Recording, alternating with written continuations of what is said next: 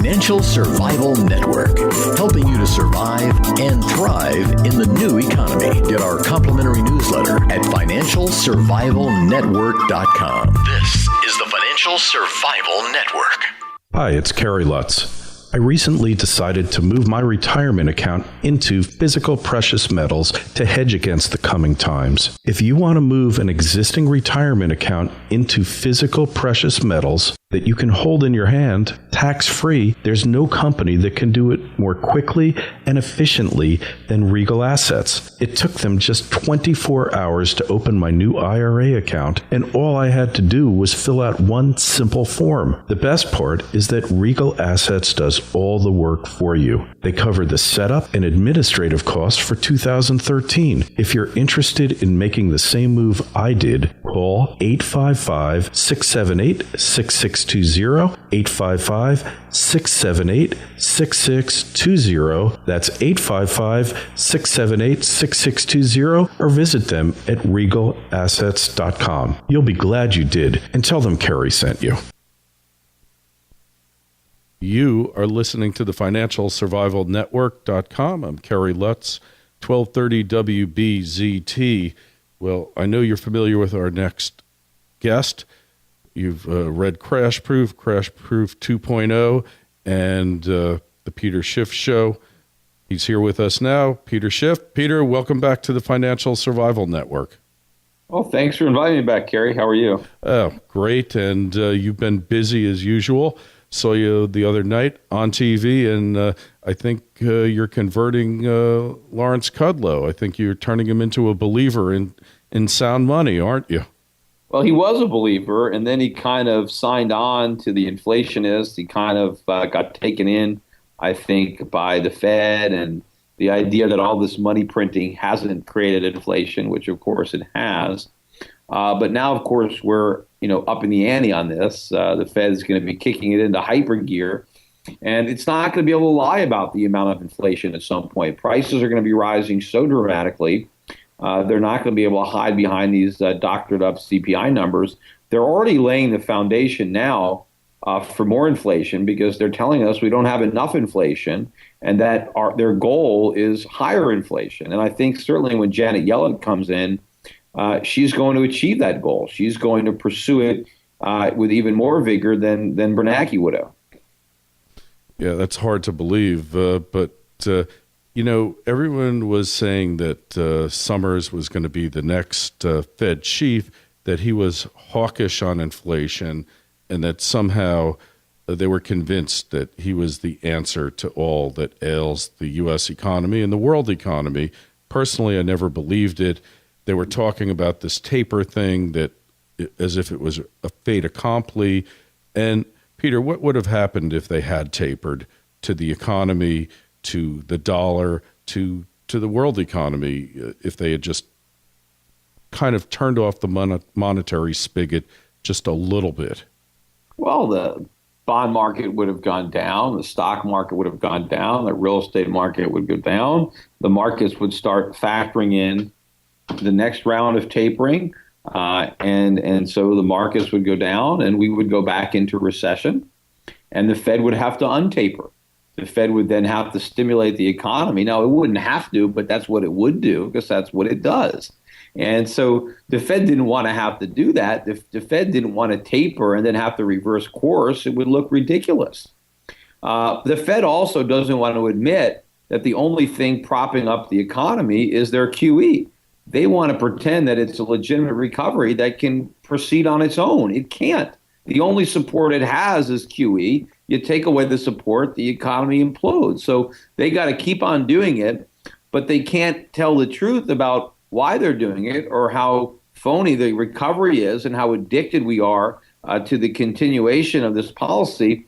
So they have to pretend that there's an exit strategy. They have to pretend that tapering is around the corner, but it's never going to happen. The Fed is not going to diminish QE. It's going to increase QE. But that doesn't mean it's going to go on forever, because pretty soon there's going to be a currency crisis. The dollar is going to collapse, and then the Fed's not going to be able to do it anymore. But until then, it's going to press the envelope. Yeah, and when this crisis occurs, this is going to be global. It's going to be a catastrophic event, isn't it? Well, it's going to affect the entire global economy because of the dollar's role in the global economy, but it's not going to affect all people in all countries equally. It's going to be much more painful in America than it is in a lot of other parts of the world. In fact, in many parts of the world, after the initial pain, there's going to be, a gigantic sigh of relief, because much of the world is having to bear a burden to prop up the U.S. economy, to keep Americans spending and borrowing. And if they are relieved of that burden, I think their lives will improve. Their money will be more valuable. They'll be able to buy more products and services themselves, as opposed to just letting Americans enjoy those products. And but they're all scared to death of the day that this is going to take place, aren't they? They're scared of change, even change for the better. But of course, American politicians are petrified of this day because that's the day that the public wakes up and realizes that they've been lied to, realizes that government's promises are empty, that they're not going to get all the free stuff that they've been voting for all these years. The politicians don't want the public waking up to reality, but unfortunately for them, it is going to happen. The sooner the better, as far as I'm concerned. Yeah, and they've managed to put this day of reckoning off for decades already, arguably since 1971. But really, you could go back to the Great Depression. You could go back to 1913, and they've been masters of doing this. Yeah, really. I mean, 1971, had we not went off the gold standard, we would have had to have big cuts in government spending back then. And Nixon found a way around acting fiscally responsible by defaulting on our promise to redeem our notes in gold. And that bought us a lot of time to continue to grow government rather than, restrain it and repair the creditworthiness of the nation. So we kept on borrowing and borrowing. And now we're at the end of the line here. I mean, we're literally on borrowed time right now. These are extra innings. The game should have ended in 2008, but it didn't. But it will. Yeah, that is for certain. Things, unsustainable trends go on until at some point they no longer go on. And I guess what's on everybody's mind is, when is it going to stop? At what point can it no longer continue? And I guess that point is kind of up to the rest of the world when they say no mas, right? Yeah, I don't think our fate is in our hands. I think it's in the hands of our creditors, of our trading partners. They're the ones that are going to have to wake up and act in their own self-interest and stop throwing their good money after our bad money. But when they're going to do that, there's no way to know, because they should have already done it. And the fact that they haven't done it means that they're acting irrationally.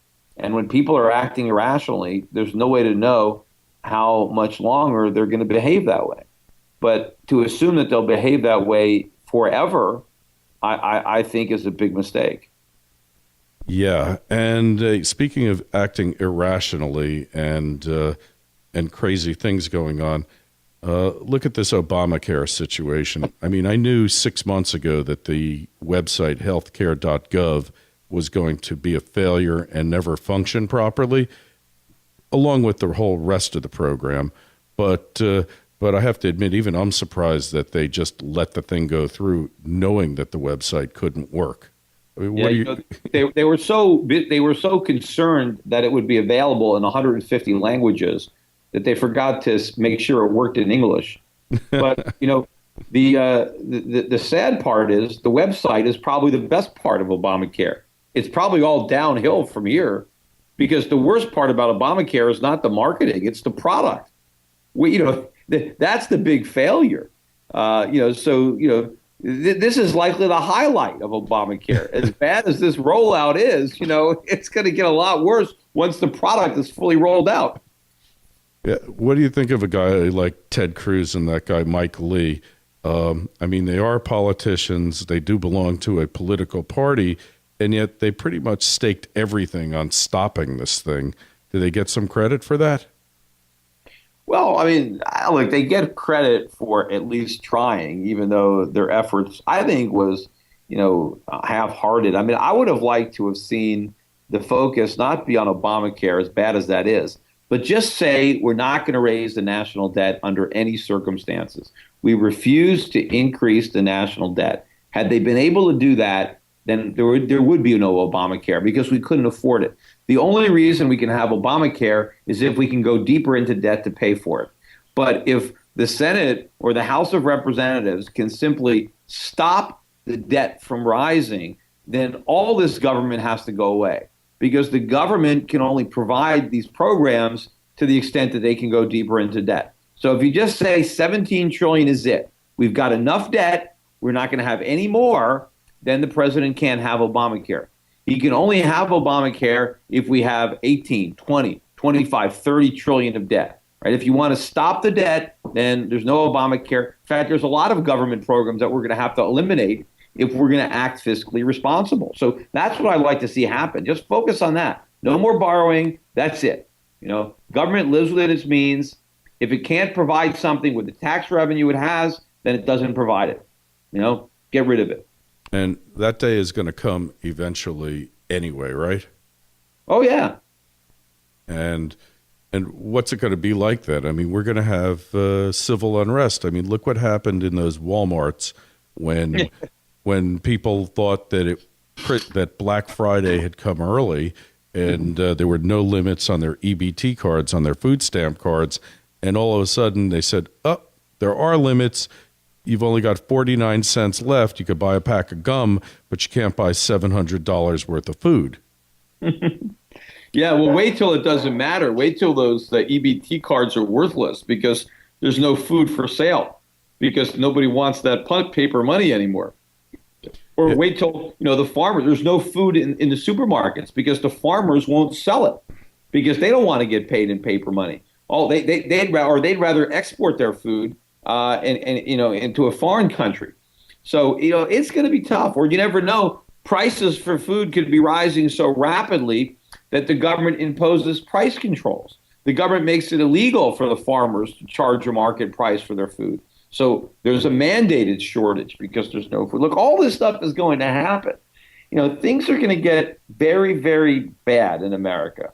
Hopefully, that will be the catalyst for real change and not the beginning of something much worse. Yeah, and that's the problem. The people who are running the country now won't acknowledge that all these programs, all the giveaways, are the cause of everything that's wrong in the country. It's animal spirits, it's greed, it's capitalism, it's me wanting to make a profit on our labor and wanting to keep the fruits of our labor and wanting to save money and wanting to pass the fruits of our labor down to our children, wanting to leave a legacy for our kids. We're the evil ones here. Yeah, the government creates the problems. The biggest problems are where the government is the most involved. It's not an accident, right? Healthcare, education are a disaster because of government involvement.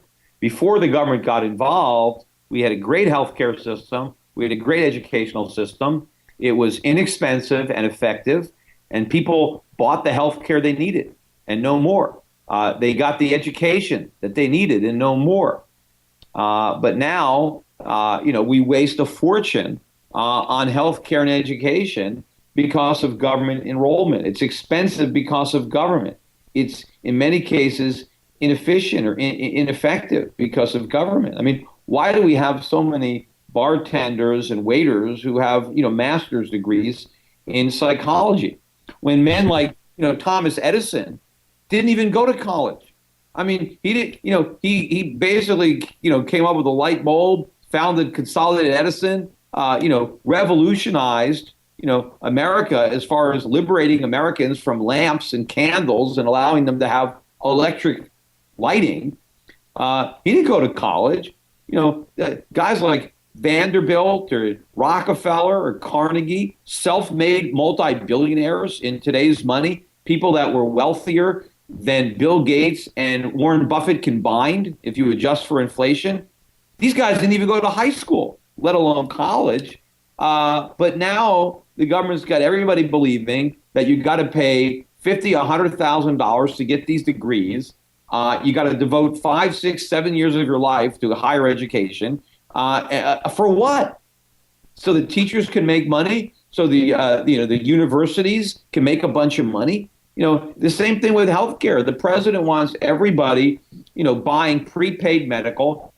Wants health insurance companies to provide free birth control pills, free lactation counseling, wants to cover, psychiatric marriage therapy. I mean, all kinds of nonsense just because there's some special interest that wants to sell an overpriced product. Yeah, it's certainly crazy. And, you've got young kids and you look at the America of the future, even of the present, and you got to wonder, what's in it for your kids?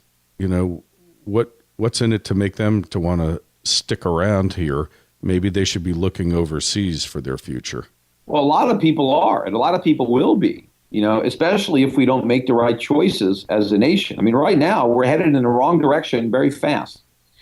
And, there's reasons for optimism. I was on Ron Paul's program today. I think it's going to be out on Monday. But look, his son ran as a U.S. senator. I mean, that's reason to be optimistic because he's there. He's a candidate for president. You never know. He could win.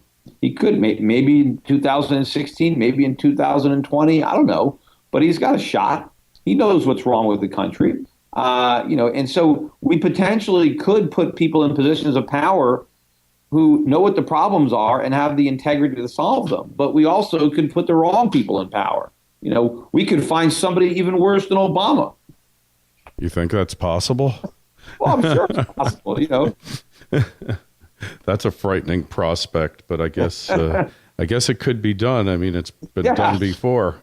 Yeah. Never underestimate the ability of politicians to be bad, God, I just the thought of it makes me really shiver and fright. And and then you look at what the states are doing, individual states, even worse than than the federal government, or compounding it. And you see states in the Northeast where I used to live when I got out, New York, Connecticut, New Jersey, even worse with their taxation policies, and their decline is even more pronounced than other states. Well, that's to be expected, right? The more you tax, right, the weaker the economy becomes. You crush the economy with taxes. You drive people out.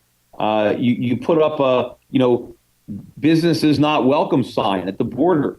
So you don't have the entrepreneurs coming into your state, opening up offices in your state. You have people leaving your state, businesses, so they can seek out friendlier, jurisdictions in which to operate. You create this entitlement mentality where people want to live off the government. They want to collect here. I'm in Connecticut. And if you're a single woman with 2 kids and you have no idea where your husband is, or you claim you have no idea where the father of the children are, you get almost $40,000 a year in welfare benefits, tax-free. Why should such an individual ever get a job? They won't. So we create a situation where living off the government is preferable to working an honest day. And so more and more people want to jump in the wagon, and fewer people want to help pull it. And so it's not an accident that these states are having so much problem. Yeah, no surprises there. And really, until we rethink the whole way we're doing business, we're just going to get whipped by the emerging world, China and Asia, excluding Japan, who have figured out what we invented as a nation.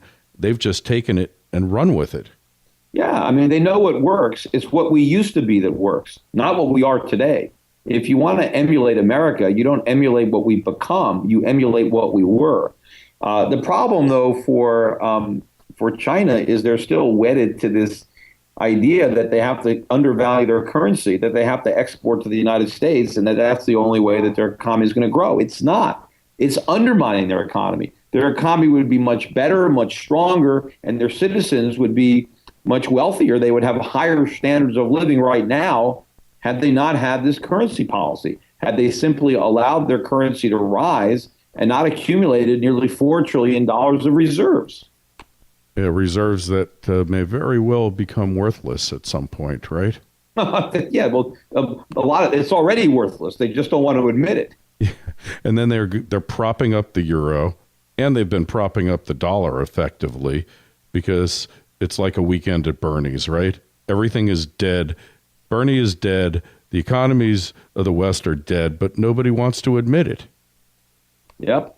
But right now, you can either be in denial and you can wake up one morning broke and surprised by everything that happened, or you can take action now. You can prepare yourself. You can, get out of dollars. You can buy your gold and silver. You can get your foreign stocks. You can do it on your own. You can work with me at Euro Pacific Capital, at Euro Pacific Precious Metals. You can do something.